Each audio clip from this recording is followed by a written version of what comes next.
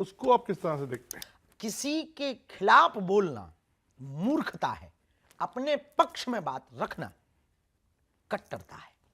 कट्टरता के नाम पर आप मंदिर मस्जिद उड़ाओ, कट्टरता के नाम पर आप भगवानों के बैनर फाड़ो, कट्टरता के नाम पर आप गाय को काटो और कट्टरता के नाम पर आप राम के होने की सबूत मांगो, तो ये मूर्खता है। इस देश में हवाई जहाज चार्टर्ड या फिर ट्रेन से चल करके देश हिंदू राष्ट्र नहीं बनेगा। डिफेंडर या फॉर्च्यूनर से चलने से भारत हिंदू राष्ट्र नहीं बनेगा, ना हिंदू जगेगा।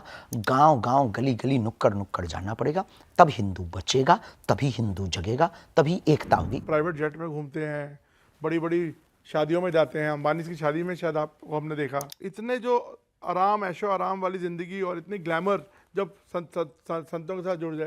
कई बार माया में फंसे हुए व्यक्ति को समझाने के लिए माया के अंदर घुस करके उसको समझाना पड़ता है। आपको जवाब देने के लिए हमको सोफा पे बैठना पड़ेगा। लोगों ने हमारी चमक देखी है, लोगों ने हमारा चलना देखा है, संघर्ष नहीं देखा। झूठे आरोप एलिगेशन हम जब सहते, कोई देखने नहीं आता, ना कोई साथ देने आता, उल्टा कमेंट करता और पोस्ट करता और गाली बकता। ये बाबा तो सब ऐसे ही होते हैं। फिर भी अपनी मुस्कुराहट नहीं छोड़ी। इस देश में नेता पैसा लेकर के, इस देश का क्रिकेटर भारत का पैसा लेकर, इस देश का बॉलीवुड का एक्टर पैसा लेकर विदेश में घर बनाता है। हम कथा करके जो मिलता है वो अस्पताल बनाते हैं, उनसे तो बेहतर है।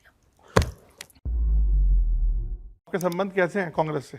बहुत अच्छे हैं। इस देश में किसी भी पार्टी ने हिंदुत्व का ठेका थोड़ी ले रखा है। मोदी जी से आपके संबंध कैसे हैं? बहुत प्यारे हैं, भाई के रूप में। कि ऐसा प्रधानमंत्री देश को मिलना बहुत मुश्किल है। राम की भी बात करते हैं तो राष्ट्र की भी बात करते हैं, खेल की भी बात करते हैं तो रेल की भी बात करते हैं, चाय की भी बात करते हैं तो गाय की भी बात करते हैं। ये हमको बहुत अच्छा लगा। कि हम आपकी बकरा ईद पे नहीं करते तो आप हमारे पटाखों पर ज्ञान ना दें, इसका क्या मतलब है? कोई नेता जीतता है, पटाखे फोड़ते हैं, उससे भी तो प्रदूषण होता है। देश में क्रिकेट जीतते हैं, पटाखे फोड़ते हैं, उससे भी तो प्रदूषण। लेकिन आप हमारे हिंदू त्योहारों पर ही पटाखे फोड़ने पर ज्ञान क्यों देते? हमने ये निवेदन किया कि यदि आप ज्ञान दें तो हर बार दें, सबको रोकें।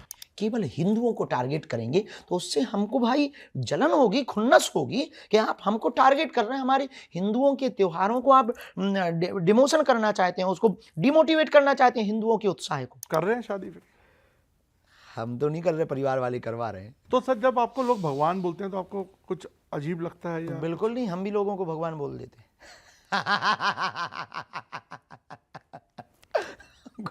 क्योंकि हम भगवान है नहीं, इसलिए अजीब नहीं लगता हमको।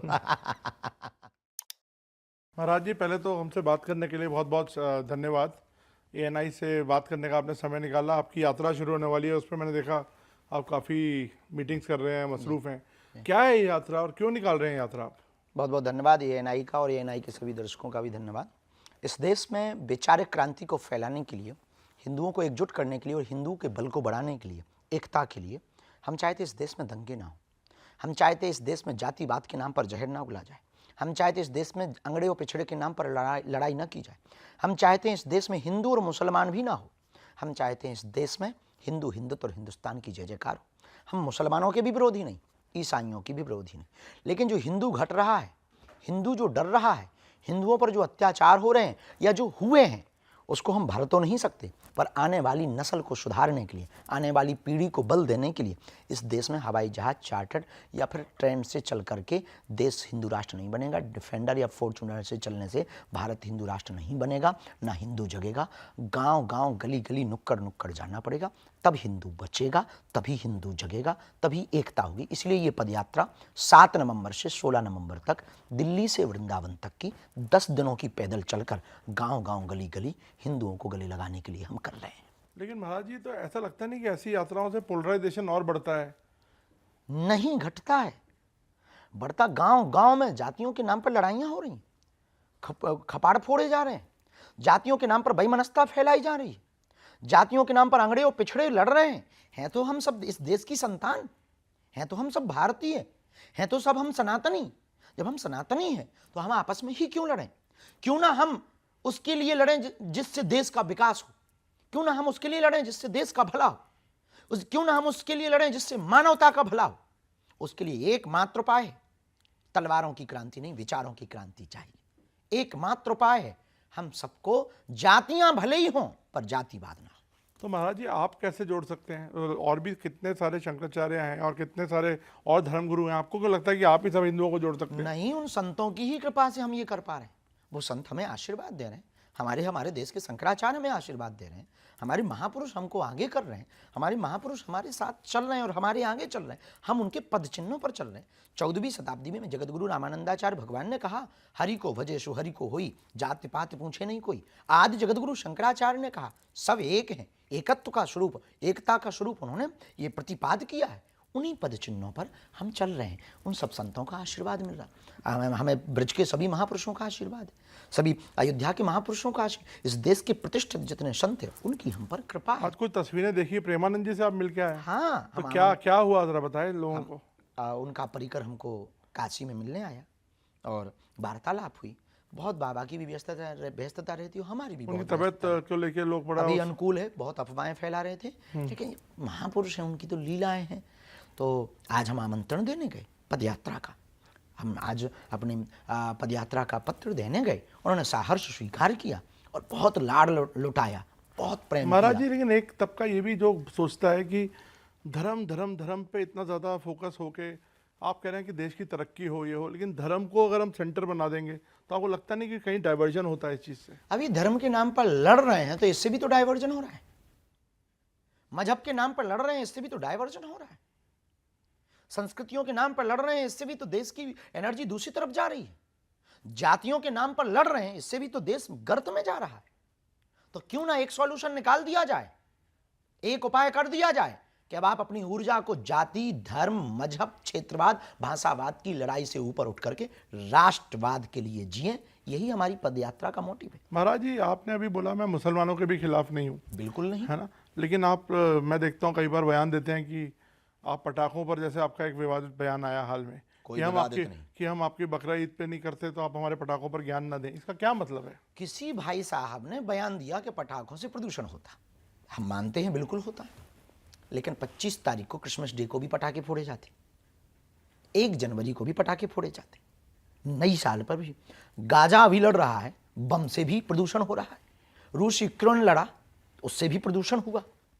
कोई नेता जीतता है, पटाखे फोड़ते हैं, उससे भी तो प्रदूषण होता है। देश में क्रिकेट जीतते हैं, पटाखे फोड़ते हैं, उससे भी तो प्रदूषण। लेकिन आप हमारे हिंदू त्योहारों पर ही पटाखे फोड़ने पर ज्ञान क्यों देते हैं?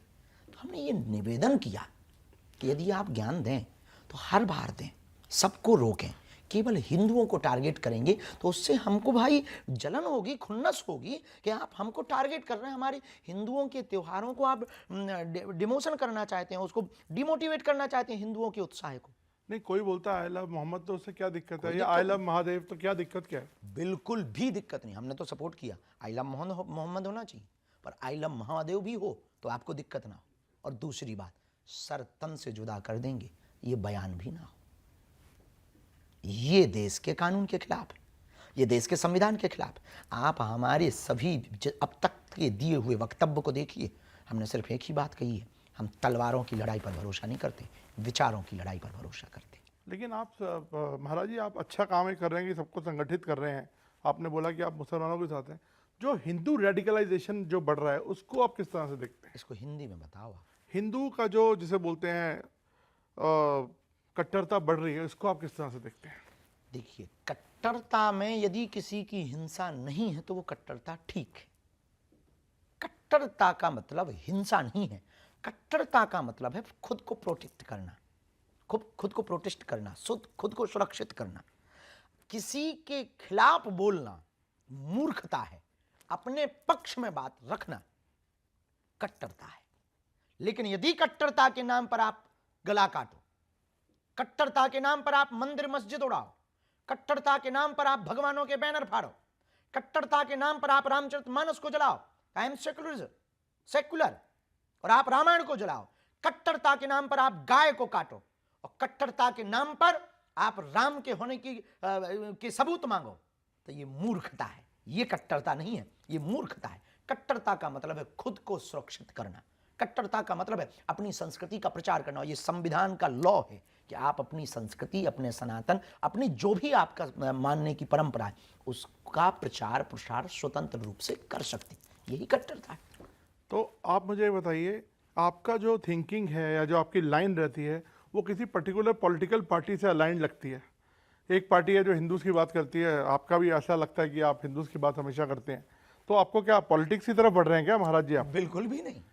और इस देश में किसी भी पार्टी ने हिंदुत्व का ठेका थोड़ी ले रखा है। इस देश में जितनी भी पार्टियां हैं उनमें कहीं ना कहीं हिंदू है, और जिस जिस पार्टी में हिंदू है हम उस पार्टी की बात कर रहे हैं। अब कोई